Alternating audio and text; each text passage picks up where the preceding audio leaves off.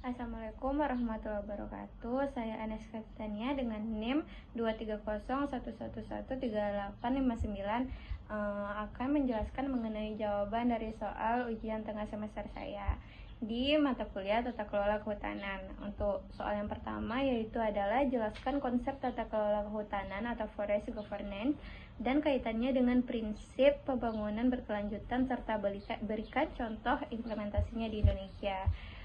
Untuk konsepnya itu sendiri, tata kelola kehutanan dan pembangunan berkelanjutan memiliki konsep forest governance, yaitu tata kelola kehutanan itu sendiri, yaitu sistem aturan, institusi, dan proses pengambilan keputusan dalam pengelolaan hutan, serta prinsipnya yang berkelanjutan adalah integrasi dimensi ekologi atau konservasi, ekonomi atau pemanfaatan hasil hutan, dan sosial, yaitu adalah keadilan dan partisipasi.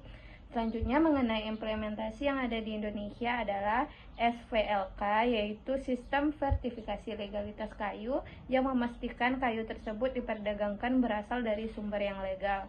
Lalu ada REDD Plus, yaitu adalah Reducing Emission from Deforestation and Forest Degradation Plus, yaitu adalah program global untuk menekankan deforestasi dan mendukung mitigasi perubahan iklim. Lalu yang terakhir ada perhutanan sosial. Ini memiliki konsep kebijakan pemberian akses kelola hutan kepada masyarakat adat atau lokal untuk meningkatkan kesejahteraan sekaligus menjaga kelestarian hutan itu sendiri. Selanjutnya untuk soal yang kedua adalah menganalisis peran aktor-aktor utama dalam tata kelola kehutanan berupa pemerintah, swasta, masyarakat, dan lembaga masyarakat itu sendiri. Bagaimana interaksi antar aktor tersebut memengaruhi keberhasilan pengelolaan hutan. Di sini mengenai peran aktor dan interaksi tersebut, untuk pemerintahnya merupakan sebagai regulator, pengawas, fasilitator kebijakan. Lalu untuk pihak swasta adalah pelaku ekonomi, investasi, sertifikasi berkelanjutan.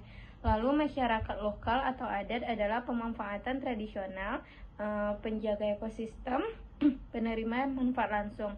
Lalu lembaga swayada masyarakat adalah advokasi kontrol sosial dan pendampingan teknis. Untuk interaksi antara ketiganya adalah berupa kolaborasi, yaitu sinergi program. Contohnya seperti perhutanan sosial berhasil bila ada dukungan dari swasta ataupun LSM.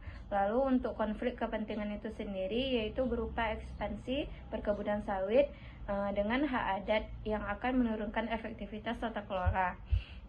Untuk soal yang terakhir adalah analisis konflik tenurial dalam sektor kehutanan dan jelaskan penyebab dampak serta strategi penyelesaiannya menggunakan pendekatan kebijakan publik.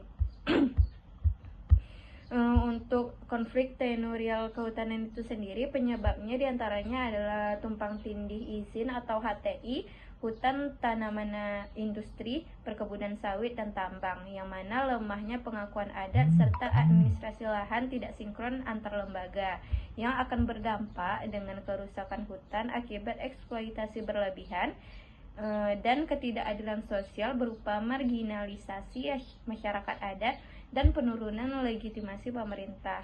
Lalu, adapun strategi yang ditawarkan dalam bentuk kebijakan publik adalah pemetaan partisipatif, yaitu berupa klarifikasi hak tenurial dengan melibatkan masyarakat, lalu reformasi regulasi, yaitu harmonisasi undang-undang kehutanan, undang-undang agraria, undang-undang desa, lalu mediasi multi aktor berupa forum dialog pemerintah, swasta, masyarakat, dan LSM, yaitu yang terakhir adalah perhutanan sosial berupa solusi inklusif berbasis memberdayakan masyarakat. Baik, sekian hasil dari jawaban ujian tengah semester saya. Terima kasih.